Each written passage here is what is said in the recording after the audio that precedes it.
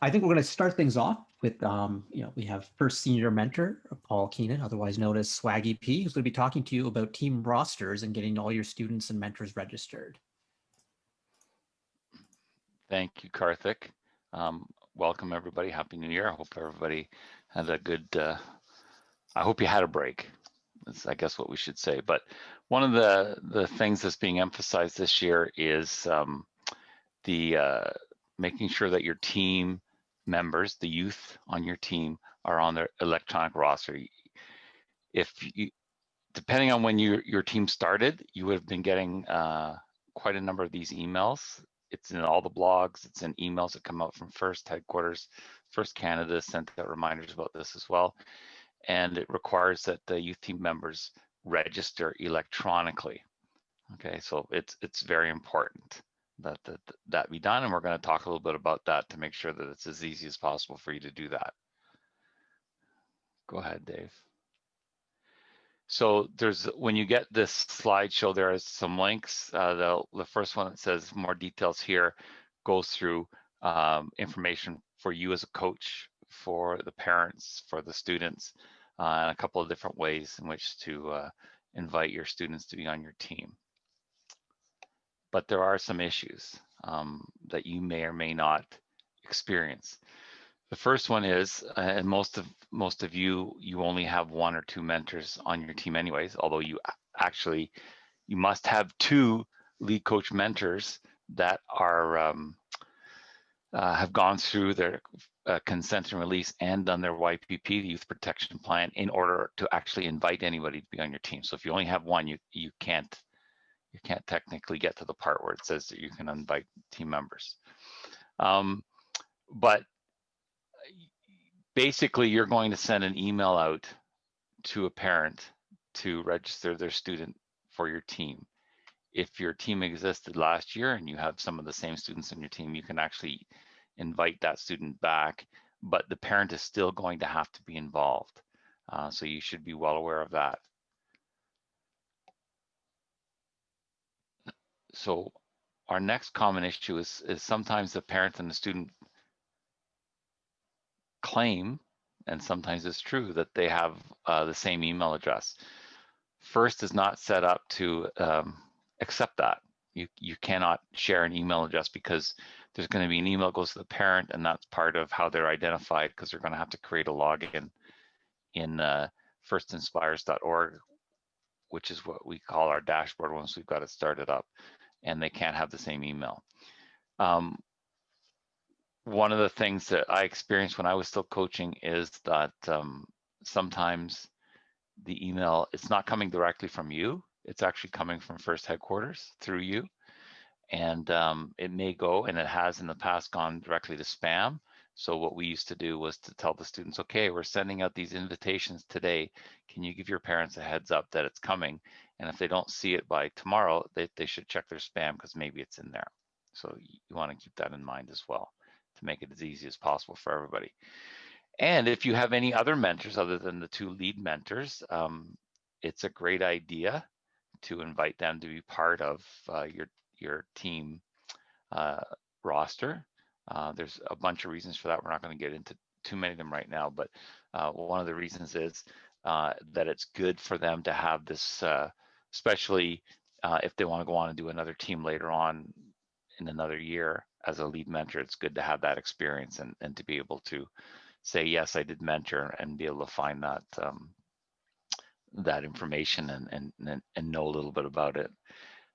So it's a really good thing to do. It's difficult this year because you may not, if you're in a school, you probably can't have other people come in from outside the school. I know that that's been an issue with the COVID precautions and so forth. So that'll be a problem that you might be experiencing. And I've made a couple of short videos. So unfortunately, this isn't the only time you're going to hear my voice. There's a short registration video for you.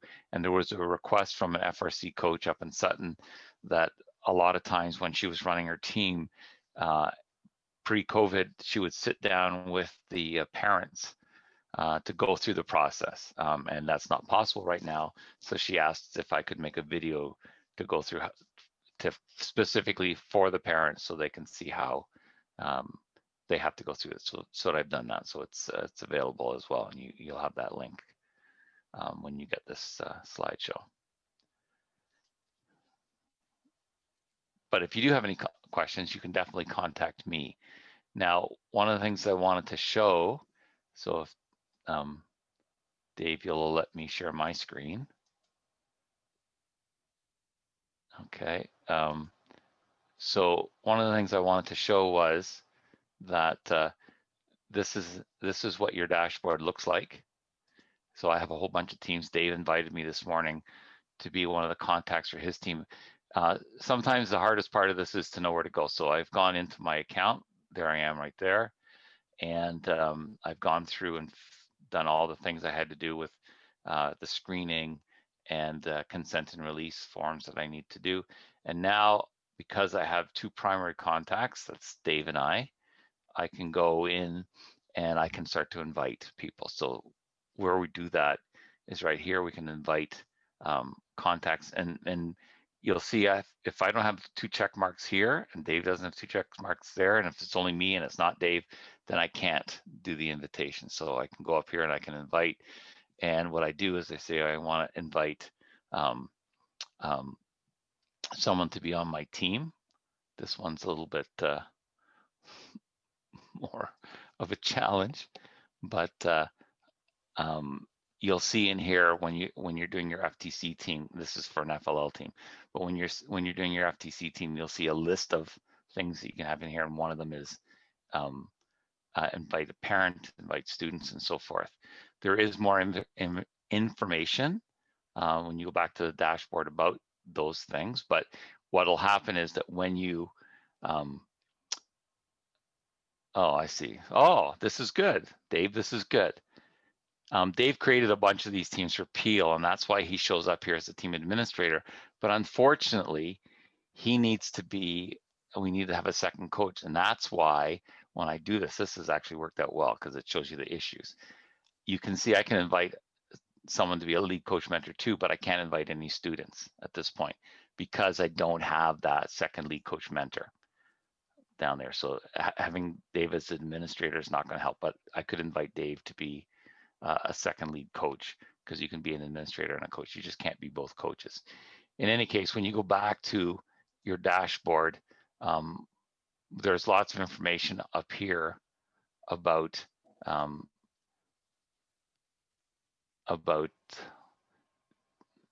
registering and youth and frequently asked questions and so forth. So if you have questions after this, and we're going to take questions right now, but if you have questions after this, you can definitely ask and check in there in your dashboard.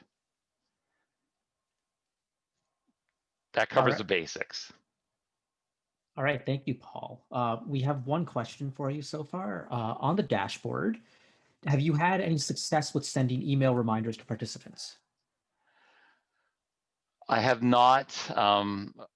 Even though I'm listed as a mentor on a bunch of these teams, I have not had that.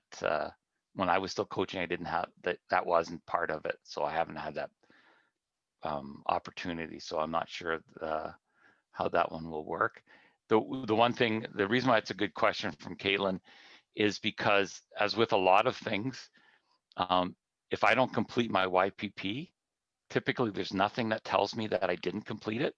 So there's not something that comes out. I would know as a mentor because I can go and I can check, which is how I know that there are teams with mentors that need to be added. But it's not that easy for you if you've forgotten to do something to see that. So it's a great option, but unfortunately, I have never tried it.